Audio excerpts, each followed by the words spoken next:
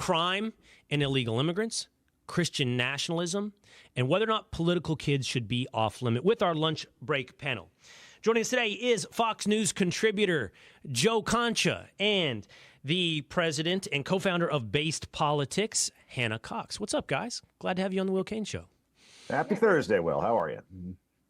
I'm good. Joe, we'll start with you. Lauren Boebert's son, Lauren Boebert, the Republican congresswoman from Colorado, her son, Tyler, 18 years old, has been arrested in Colorado facing 22 charges in connection to a spate. That's such a newspaper word. Who says spate? A spate of things. But I'm reading this headline. A spate of vehicle break-ins and property theft. It's the details in their allegations, their charges right now are pretty, they're not good, Joe. I mean, this kid was doing some bad stuff. But in response to that, kind of eye-opening, some people saw Pennsylvania Democrat Senator John Fetterman say, hey, this is a family in a crisis and a recreational cruelty that I see on social media needs to be out of bounds, saying how he understands this, how it impacts children. Basically saying, hey, this is not fodder for your either partisan or recreational social media or television usage. What do you think about what Fetterman said? Well, two things to unpack there. One, you're right about spate. As a writer and just in television in general, don't use words you would never use at a happy hour. That's just it. No one uses the word spate when talking about anything. So let's just get that out of the way. Right. As far as Fetterman, I love this reboot of John Fetterman, the guy who stands up for Israel, the guy who implores Democrats to do more about border security, and now obviously standing up for Boebert because he is right. They are a family in crisis. Now, I sometimes hear about these comparisons between, well, look at what Lauren Boebert's son is doing and look at what Joe Biden's son is doing as far as Hunter Biden. I'm not sure that's an apples-to-apples comparison because Lauren Boebert's son, he's still a teenager, right? He's only 18 years old. Hunter Biden is a grown man in his 50s. Plus, Boebert's son didn't enrich himself and his family to the tune of millions using his father's name and influence in places like China, Ukraine, Russia, Romania, Kazakhstan, so on. So I think if we're talking about high school age kids, it should largely be left alone and not used as ammo against a lawmaker, in this case, Boebert, who has enough personal image problems of her own to overcome in this election. But when we saw late night comedians go after, say, Barron Trump, for example, when he was a kid, like 10, 11 years old, that was a whole bowl of wrong. So Fetterman's right here. I'm not saying you ignore the Boebert story because, yes, he was arrested and these are some fairly serious charges. But to start doing an end zone dance over it, that's a whole bowl of wrong. But I am having trouble drawing the line. I can easily distinguish, Hannah, Tyler Boebert from Hunter Biden. We don't even need to spend time doing that. That's not even apples and oranges. That's a different ball game altogether. Not just age, but allegations and the impact on our public life, meaning, what Hunter's alleged to have done affects America and Americans in a way that is necessary to discuss. But I still think, what about Chelsea Clinton? What about the Obama girls? Like, when is it that my gut instinct is political families and kids should be off limits, but there is a point at which they become part of the public discussion. Yeah, I think I can answer this. My dad's not a politician, but he is a pastor. So I grew up very much in the public eye. And I've got to be honest, I had a lot of issues with it because kids need to be able to be kids. They need to be able to make mistakes. They need to be able to learn by their experiences. And it's not fair to judge them harsher than we do other kids who are growing up outside the limelight. And to a large extent, it's not fair to judge the parents because kids are going to rebel. They're going to do things the parents don't want them to do. Can it reflect on their parenting? Yes, to some degree, but to some degree, people are autonomous and they make decisions that grieve their parents oftentimes. So I really do think that we should mostly have kids off limits. The line to me is very clear. And it's when you have a situation like Hunter Biden, where the person who is in the public eye is complicit in the child's activities. They are participating in it. They are assisting them in it. They are using their position of power to help them get out of trouble and consequences that they might face for that kind of behavior. That's when I think it becomes fair game for us to discuss and actually to hold that person in the public eye accountable. Really? That's a high bar though, Hannah. I mean, let me go back to you with this, Hannah. So, and I strive for consistency. I don't want to be a hypocrite. So, I've seen this argument made, and I don't think it's without merit. If you ultimately, you have to show your ability. If you can't control your house, how can you control something bigger? right? So how do you control a state? How do you control a district? And control is the wrong word. Adequately organize or lead or represent something if you can't do so in your own home. And by the way, I say that with humility. I had breakfast this morning with a friend, Hannah, where I was like, we talked about actually the limits of parenting. And he was telling me how much humility he's acquired. He's like, if I hadn't had the experiences that I've had, I might be more judgmental towards others on parenting. And he was talking about just the humility he's acquired. And I think that's really virtuous. I also think there's something to be said about, does your household represent your ability to lead in other capacities? Mm-hmm. I mean, this actually came up quite a bit when I was growing up with my dad, because he felt the same way, and people in the church would feel the same way. If your kids are acting out, rebelling, or they're caught having a drink somewhere, doesn't that reflect on your leadership abilities? I think that, again, it's not really a fair bar whatsoever, because it is natural for kids to rebel and push back and to test the limits at time. I really think you can't always tell the totality of a parent's style or impact as a parent until a kid's fully grown. You know, I have 3 siblings. We're all 4 are not fully grown. We're good kids. We never had major mess ups. My mom was even saying the other day, our family's been so lucky. None of you guys have ever really embarrassed us or done anything very wrong.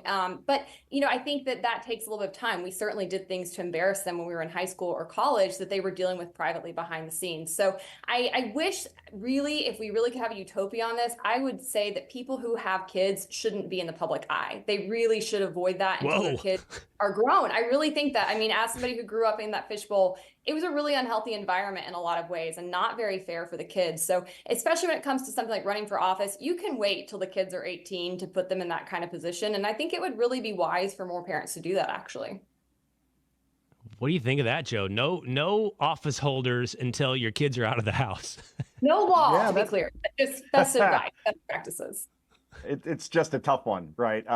Because you may already be well down that road. I didn't have kids. Well, I didn't, obviously. My wife didn't have kids until I was 42 years old. So, and I was already well into being not a public figure. If there's something between D and E list, I think I'm somewhere around there. But I think that's hard at this point. Let's say you're like Elise Stefanik and you're 37 years old, and then you're chosen to be vice president. You're not going to say, no, choose me when I'm 55, when my kids are out of the house. So I completely agree with Hannah as far as that would be a nice scenario to have, so you could separate the two, but the reality says that would be hard for a lot of folks. All right, let's move to this. So, you know, I always want to be sensitive towards anecdotal evidence. I don't have statistical evidence, but the anecdotal evidence right now is adding up. We have a problem with crime at large, and it's centered acutely on a lot of urban centers, but also when it comes to illegal immigrants. I mean, we've got the 2-year-old boy in Maryland who's now been killed by the allegations by an illegal immigrant. We saw what happened in New York a few weeks ago where the illegal immigrants attacked the police officers. And of course, there's the Georgia case where the alleged killer is an illegal immigrant as well. Now, I mean, it was the Athens, Georgia mayor, Joe, who's saying, there's no connection. Quit drawing this connection, right, between these two issues, illegal immigration and crime. I don't know. It's pretty hard to not draw the connection, Joe.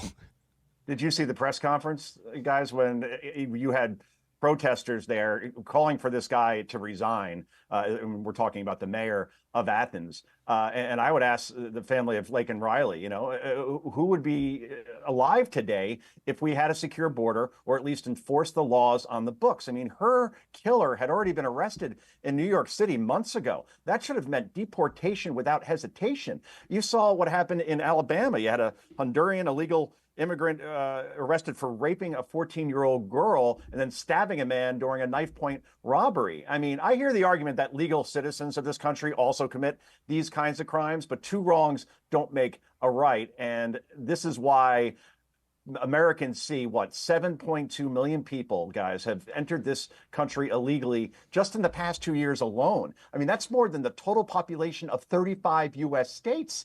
It's equivalent to 2 years of total births in this country. Just to put it in context, only 400,000 people were apprehended during Trump's final year in office. So as far as people seeing this as a #1 issue when they go to the polls in November, that's a very real thing, because it's not just exhausting city budgets. The fentanyl issue is obviously horrible, but this is a national security threat as well. And if it comes down to who could secure the border better, Donald Trump wins this election. He wins quite easily, despite all the legal problems that he may have. And he's been proven right. That's one of those things where, like, he said whatever he said about, this country's emptying out their prisons and the type of people they're sending north, and that's one of the things where everybody yells, oh, he's racist or he's a conspiracy or whatever. And he's just been proven right. Hannah, this is a correlation, but there was a headline this week: Venezuelan violent crime down 22%. Do I know that's because they're exporting them all to the United States? I don't know, but I know that we have some guys who are from Venezuela committing crimes up here while crimes down there are on the decline.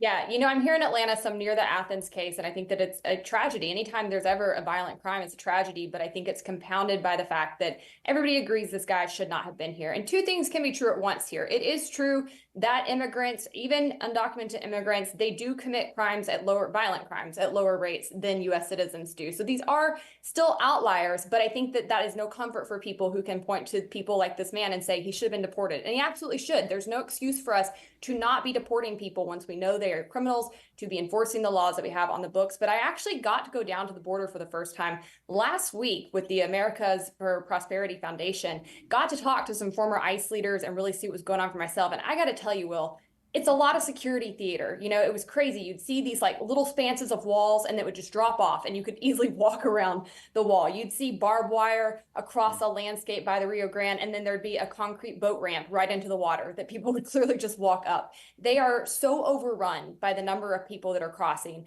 It's not surprising whatsoever that you have a lot of people who are falling through the cracks. The vast majority of people who are trying to come here are not trying to come here and commit crimes. But when we have an immigration system running the way that ours currently is, it makes it impossible to sort out who are the nefarious actors and who are the people who want to come here and do things the right way. So we absolutely need reform. We need it now. This is putting everybody in danger. I talked to one man who was coming here legally. He was in a facility down at the border waiting to be processed. And in the process of just trying to come here and appear before his court date as he was given, he was kidnapped by the cartel, sold to another cartel, held for ransom, robbed of everything he had his life threatened unless his wife came up with $4,000. This is getting everybody hurt.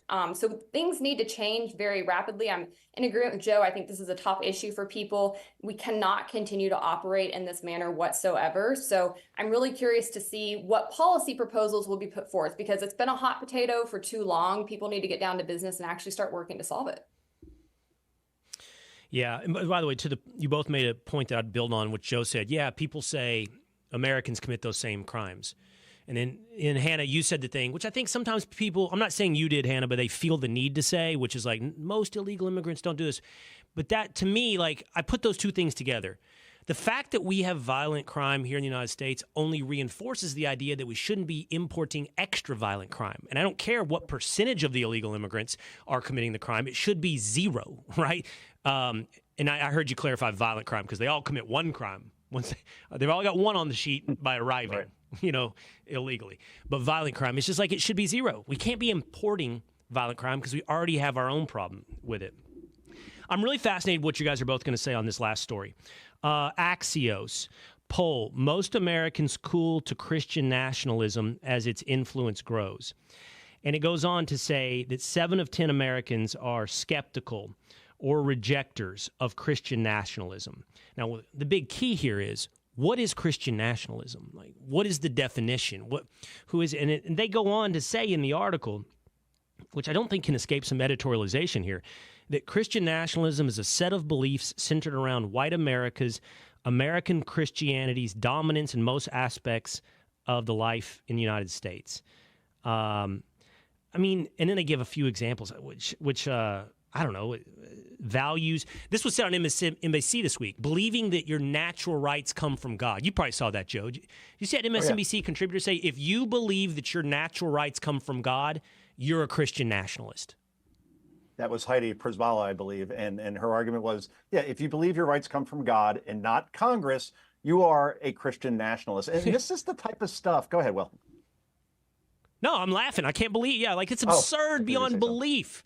On national television. And this is what we're hearing from the left these days, that Trump supporters are from a toxic cult, or we hear terms like white nationalists, Christian nationalists. And the portrayal is that the number of people who fall into these groups goes into the tens of millions.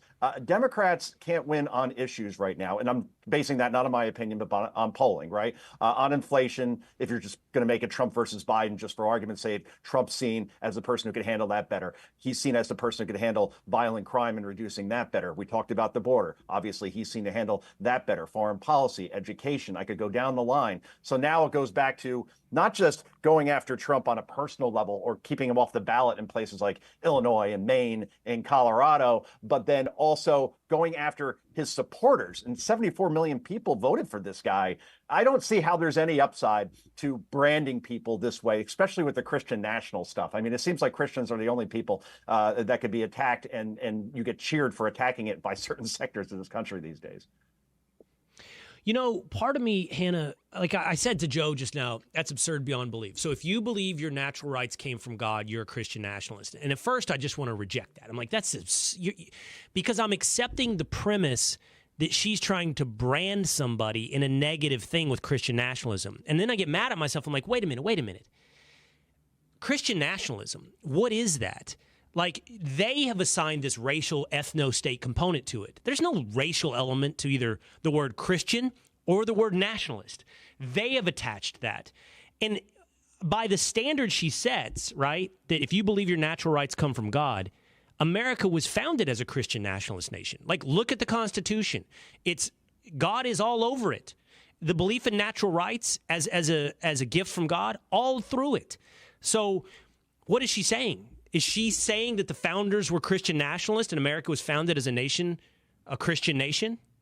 Yeah, well, that's always been their end goal, right? America's founders were racist, therefore the whole Constitution's bad, therefore we need to throw it out. We need to be communist versus capitalist. We need to get rid of this idea of individual rights and be a collective. I mean, that is always their end goal. This is the latest attempt at that. Christian nationalism is a made-up term. Nationalism is a defined set of economic values that I don't adhere to. And by the way, many Christians don't either. But if you ask most Christians, and I'm down here in the South, I saw their little graph trying to say that we have Christian nationalists everywhere down here in Georgia. No, we don't. What we have are Christians who are patriotic people, and that is what they take by that term. If you ask the average person, are you a Christian nationalist? They hear, are you a Christian and do you support your nation? And they're going to say yes. They by no means subscribe to this ideology that they're trying to pin on them. There are no racial underties to it, as you pointed out. There are many people of many diversities across the world who are Christians. So trying to make Christianity this white faith is racist, honestly. I think it's absolutely ridiculous. It's the race thing, right Hannah. Now. It's the race thing, and then it's this implication that you would replace the Constitution with the Ten Commandments and that you would replace the American flag with a cross. But I actually think, I don't care what Axios says here, when you ask somebody a Christian nationalist, if they are one, and they reject it, they're accepting it infused with all the things I described and the race thing you described. But what they are is, you may not be a nationalist, Hannah, and I understand you're more libertarian than I'm a nationalist. I'm 100% a nationalist. Like, economically, foreign policy-wise, I'm America first, 100%. I'm also a Christian. So does that make me a Christian nationalist? They would say yes, but I think, again, it's a made-up term. And what they're trying to ascribe to it is somebody who's trying to basically put into place a religious ethno-state, which is not what Christians are doing. Do Christians vote their values at the voting block? Absolutely. Do you expect them to vote for pro-abortion stances when they hold this faith? No, but that's not them trying to force everybody to live under some kind of Christian Sharia law. I mean, that is so offensive to the vast majority of Christians in this country. And I think it needs to be repudiated completely. It's utter hogwash. This is not happening. This is just something that they're trying to do to malign Christians who are a powerful voting bloc that they can't win over otherwise. And remember, Will, what they did Joe, with Tim Tebow? The guy took a knee, to pray when he was with the Broncos, and he was labeled an extremist. Tim Tebow, one of the nicest people you'll ever meet, and I had the pleasure of doing so. A heck of a baseball player, too, by the way. And that's the thing. Like, suddenly Tebow was seen as this freak playing in the NFL, and all he was doing was, hey, thanking God for the opportunity to play a sport that he loves. Go figure. Extremist. You're exactly right. And this will be the part of the playbook of saving democracy from fascism and Christian nationalism, and that's what this is for 2024. Well, Joe's a big sports fan. We may have to get him on the sports episode of the Will King podcast every Friday. Absolutely. Yeah. Oh, look at the excitement. By the way, like Byron Donalds, super excited to do that too. Like every sports By the way, Joe, every sports writer and personality wants to be in politics. And now I find every political person or news person wants to be in sports. So Right. we can all just do a big swap. Or they were in sports, right? And they made the jump over to politics. You see that a lot more, right? Oh, Our friend yeah, Michelle you see Taflin. that every once in a while, too. We're going to talk SEC football. All Oh, you will? Oh, yeah. Only Me too. SEC football, though. Best team in. I'm a one-trick pony. Yeah, me too. I root for the best team in the SEC, the Texas Longhorns. Wow. All right, Hannah Cox and Joe Concha. Thanks for being on the Will Cain Show. We'll have you again. Thank you. Thank you.